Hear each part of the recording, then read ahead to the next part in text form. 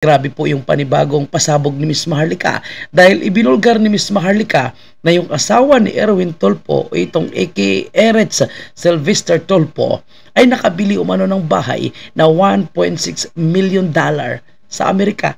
At kung kukumputin umano ang kinikita nitong asawa ni Erwin Tulfo sa Amerika, kahit habang buhay pa siya magtatrabaho ay hindi niya kayang maipon ang halaga na $1.6 million at makabili ng ganito kamahal na bahay. Saan nga ba galing ang pera na ipinagbili ng bahay ng asawa ni Erwin Tulfo? At itong asawa ni Erwin Tulfo na nasa Amerika, ito po ba ay kasama sa apat na kanyang ipinakilalang asawa?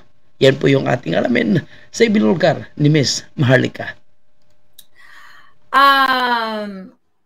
Okay. Ngayon, mga palangga, dahil hindi naka-declare yung kinakasama or asawa ni Tulfo, si Mrs. Tulfo dito sa California, okay, na ayon sa ating source, na maaring itong si Erwin Tulfo ay kasal, si Eric Sylvester, ay kasal pa dito sa kanyang asawa sa Amerika. Kasi ang dami talaga niyang inasawa ng bonggang-bongga. Ngayon, balikan lang natin ang mga eksenang kaganapan, yung una kong in-expose sa inyo tungkol sa kanyang, okay, here we go, sa kanyang pag-ibig.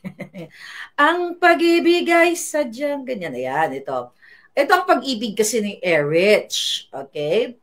Ang pag-ibig ni Erich, sabi dito, subject official declared. Itong dokumento na itong na binabasa natin, galing po ito sa Congress na isinabmit ni Erich as profile and investigation report. Okay, sinabmit ito yung pinag-usapan nila sa executive session. Alright, sabi dito, another official, not another, subject official declared, which is Erwin, that he has 10 children, okay, from several women. Dami, no? Sana all. Dami. 3 were born from his marriage with... So talagang sadya sigurong pinaparami ni Erwin Tulfo ang kanyang lahi. Rizalina Aquino, public naman yan, of San Fernando City. So yung naibigay sa atin information, wala dito ang pangalan ng allegedly asawa ni Erwin Tulfo na si S. Tulfo. Okay, S. Hanapin nyo lang, i-comment nyo dyan kung kakilala ninyo. So ito si Mrs. Tulfo, may mga pictures sila, for sure may magko-comment dyan, na they're really sweet until 2023. May mga pictures na kabog na kabog sa banga. Sinad sa akin, hindi ko lang sila may kasi may mga bagets. Okay, may mga bagets dito. Pero i-describe ko sa inyo, mga kababayan, okay, ang mga pictures, okay, wag na muna yung mga pictures kasi, may mga bagets. Pero ito na lang muna. Duto tayo sa bahay. Mga kababayan, according to our source, sa kabila ng pagsabi ni Erwin Tulfo, ni Erich, na ibenta ko na lang daw ang kayamanan ko at itulong ko, bakit kaya hindi natin siya i-urge, i-encourage? Bakit hindi kaya ibenta yung mga properties mo dito sa Amerika? Kasi wala ka naman, ako naman, wala. Ano lang ako dito, simpleng mamamayan. Alright? Simpleng mamamayan lang ang lola ninyo dito. Wala akong $1 million, even $10,000 wala ako. Punyeta, wala ito. Ay, nako. Ito, Erwin, dapat alaman. Actually, ang daming information, may mga cases and everything, pero I cannot discuss that right now. Pag-usapan natin yung bahay kasi, alam mo yun, ang dami kong ginagawa sa buhay, kung ano-anong mga... Alam niyo, ang pagkamali lang po dito ni Erwin Tulfo, mga kababayan po natin, no? Imbis na aminin niya na, humingi siya ng tawad, no? Kung bakit niya nagawa ito, siguro sa publiko niya naman kung ano ang kanyang tunay na pagkatao, no? Nagumamit po siya ng ibang pangalan sa kanyang pagtatrabaho sa Amerika, pero alam mo yung maninira ka pa, no? Pagigantihan mo pa, kagaya si Miss Maharlika, no? So tingnan mo ano nangyayari sa kanya ngayon, di ba? Lalo po siyang napahiya. Kumbaga, sa kanyang ginawang pagdepensa, no, sa kanyang ginawang pagbanat sa mga vlogger, no, na nag-expose ng kanyang kasinungalingan, ilalo pa siyang napapahamak, di ba?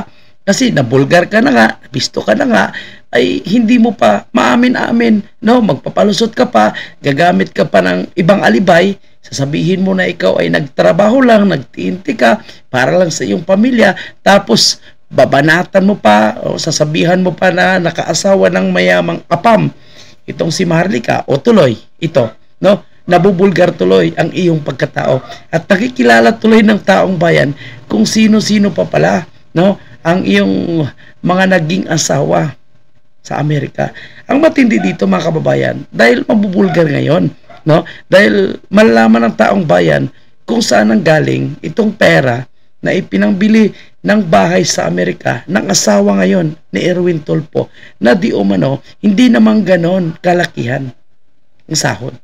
Yon ang talagang magbubulgar ngayon dito. Mabubulgar.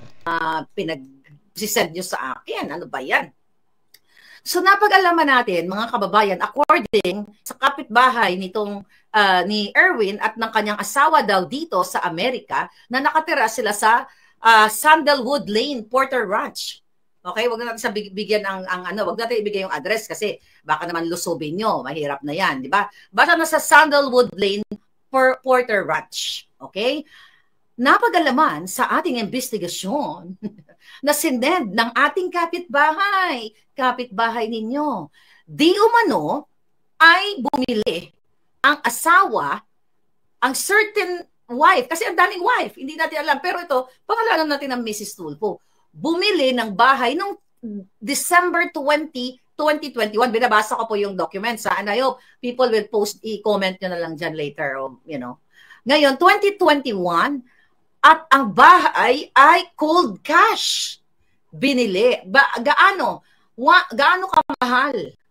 Tumataginting na 1 million, exact price, 510,000. 1,510,000 US dollars. At ang value actually ngayon, more than 1.6 million. Kaya estimated value right now is, to be exact, is 1.673. Ngayon ang question natin, mga hitad. Okay? Dahil natin ito mga information dito na in-email sa atin ng bonggang-bongga. Alam nyo, ganito, bigyan ko kayo ng clue para makita itong mga dokumento. Kasi public document ito. I-google nyo sa people search or ito, makikita nyo to in Intellius. How do you pronounce this? Intellius? Okay. Mag-google mo to. Erich Sylvester Tulfo. Makita mo na itong mga bahay-bahay na ito. Here is the thing. Wala namang problema yun eh. Actually, ang daming problema. Kasi pagsisimulan natin sa fraud na acquire ng citizenship and everything. So, pero mag-focus tayo sa bahay. Ito yung malupit. According to your kapitbahay, eto daw yung girl lalo mo, basta si Mrs. Tulfo. Hindi natin alam kung sino sa kanila kasi ang dami. Pero wala siya dito sa personal data sheet. There we go. Mga congressman dyan, mga buwaka ng ina, ito dapat ang iniimbestigahan ninyo. Ang trabaho ni Mrs. Tulfo dito sa Amerika, makakarelate ka dito, ay CNA. Certified Nursing Assistant. Yung mga Certified Nursing Assistant po, maliit lang ang sweldo niyan. Nung ako ay dumating dito, may mga nakakilala ko mga CNA, $12 lang yan eh. $12 lang ang sweldo, nababali pa yung mga likod ng bonggang-bongga. So ngayon, itong babaeng ito, na according to our source, na kinakasama, asawa, pinakasalan, we don't know kasi hindi ko hawak ang marriage contract nila. Pero ayon sa ating sa ating puting ahas na kapitbahay nila, eto sila'y kasal. Ang dami talagang kalensyan to. So ngayon, ang question ko, kaya ko sinasabi, ang certified nursing assistant ay tumatanggap lang ng $12 nung ako ay kararating lang, I don't know ngayon, baka 20, 25, depende, license lang siya caregiver, sabi ni Glenda Tasher. Walang problema sa caregiving. Diba? Nung bago ako sa Amerika, yan trabaho ko, tindera, wala tayong problema dyan. Ang pinag-uusapan natin dito, magkano yung tinatanggap ng sweldo. Kung CNA ka, yun ang sinasabi ko, mga kababayan po natin, no? Na dahil sa ginawang pagdepensa nitong si Erwin Tulfo at pagbanat dito kay Miss Maharlika at sa ibang mga tinutukoy niya na tumutuligsa daw po sa kanya, hindi na po natigil ang isyo at tuloy-tuloy na po ito, mga kababayan po natin. Paano kasi, di ba? Nabulgar na nga ang iyong pagkatao, ngayon magmamayabang ka pa, sasabihin mo sinisiraan ka lang dahil number 1 ka sa survey. Paano ka sinisiraan, di ba, Erwin Tulfo? Iyan po ang sinabi ni Miss Maharlika at ang kumalat sa social media ay totoo naman. So, paano mo masasabi na ito ay paninira? Itotoo yung isyo na ikaw ay gumamit ng ibang pangalan. O, tingnan pa ngayon, lalo ngayong nabuking ka, lalo na po yung mga sikreto mo sa iba mo pa palang asawa. Even may mga palangga ko, di ba? Wala silang 1.5 million na magbabayad ka ng bahay na cold cash. Saan ka kukuha ng ano yan? Kahit na sabihin mo pang $50 per hour ang sweldo mo as a nurse. May nurse ba dito ngayon na nasa Amerika o nasa Europa? Hindi ka, saan ka kukuha ng 1.5 million na pangbayad, cash? So ang sabi ng ating kapitbahay nila pala, Miss Maharlika, ito lang itanong mo, saan kaya nanggaling yung 1.5 million US dollar na ibinayad ni Mrs. Tulfo na cash noong 2021? Ang sabi pa nga sa tatlo ang mensahe sa akin, kahit ugod-ugod ako dito sa Amerika, hindi ako makakahawa kahit kalahating milyon. That's true. Why? Even nagsusweldo ka, $50 per hour. Kukompute natin, ha? $50 per hour. Minus tax pa yan, Day. Okay? 50, tapos 12 oras na nagtatrabaho.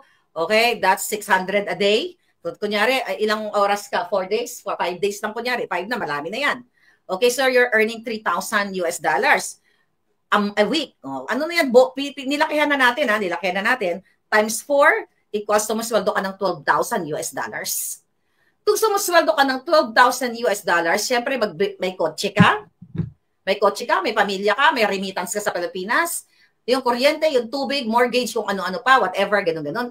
There's no way na makakaipon ka ng 1.5 million US dollars at bibili mo ng bahay.